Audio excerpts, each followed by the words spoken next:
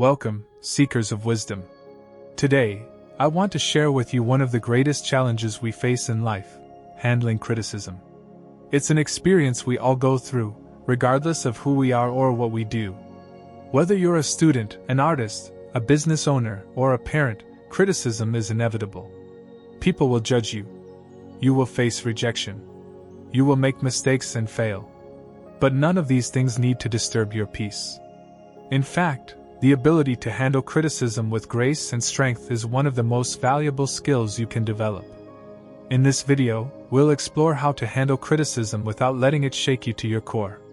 We'll discuss how to view judgment, rejection, and failure through the lens of Stoic philosophy, and how to build the inner resilience necessary to weather these storms. Let's begin by understanding where criticism comes from. I want to start with a simple truth: criticism says more about the critic than it does about you. People criticize for many reasons, and rarely do those reasons have anything to do with who you are. Some people criticize out of jealousy, others out of insecurity. Some might be projecting their own fears or failures onto you. Sometimes, people criticize because they want to feel important or assert their superiority. Marcus Aurelius, the great Stoic emperor, once said, "Everything we hear is an opinion, not a fact.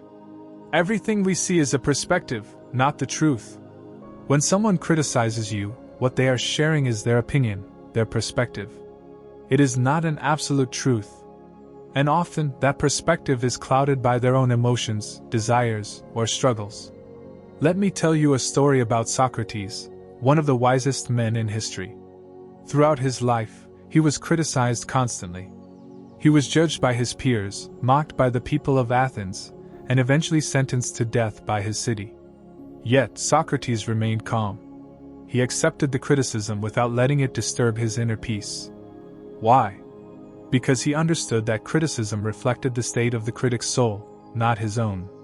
He knew that if he lived with virtue, if he was true to his own values, then the opinions of others did not matter. This is the first lesson in handling criticism. Don't take it personally. Criticism often stems from the critic's own issues. Your worth is not diminished by someone else's opinion. You remain the same, regardless of what others think or say about you. Now, while it's important not to take criticism personally, we must also recognize that not all criticism is harmful. Some criticism can be incredibly valuable, helping us to improve and become better versions of ourselves. The Stoics were not against criticism. In fact, they believed it was necessary for personal growth. Epictetus, a former slave turned philosopher, encouraged his students to seek out feedback, even when it was painful to hear. He said, "If anyone can prove and show to me that I think and act wrongly, I will gladly change, for I seek the truth, by which no one was ever truly harmed." This is the second lesson: use criticism as a tool for self-improvement. Instead of immediately rejecting or defending against criticism, pause. Ask yourself, is there truth in this?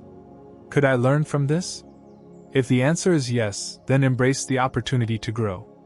But if the criticism is unjust, or if it comes from a place of malice, simply let it go. I remember when I was young and working on my first project, I received harsh feedback from someone I respected. At the time, it felt like a punch to the gut. But after reflecting on it, I realized that the criticism was valid. There were flaws in my work that I hadn't seen. It was painful, yes, but that pain led to growth. I improved because I was willing to listen, to learn, and to change. Criticism, judgment, and rejection are inevitable. No matter how talented you are, no matter how hard you try to please others, there will always be someone who finds fault in what you do. The question is not whether you will be criticized, you will. The question is, how will you respond? In life, we have no control over what others think or say about us. We cannot control the judgments of others. But we do have control over our own reactions. And this is where Stoic philosophy becomes incredibly powerful. The Stoics teach us that we must focus on what we can control and let go of what we cannot. We cannot control other people's opinions, but we can control how we react to them. We can choose to let criticism harm us, or we can choose to remain calm, to reflect on it, and to grow from it. Seneca, the Roman Stoic philosopher, once wrote, It is not the man who has too little, but the man who craves more that is poor. This applies to how we handle criticism as well. It is not the person who receives criticism who is hurt, but the person who craves validation and approval from others. If you are constantly seeking the approval of others, you will always be at the mercy of their opinions. But if you can find peace within yourself, if you can learn to trust your own judgment, then criticism will lose its power over you. And speaking of approval, if you're finding these lessons helpful, I encourage you to subscribe to Students of Wisdom. This is where we explore timeless teachings like these, and where you can learn how to apply ancient wisdom to modern challenges. Now, back to our journey. Criticism often goes hand in hand with rejection and failure.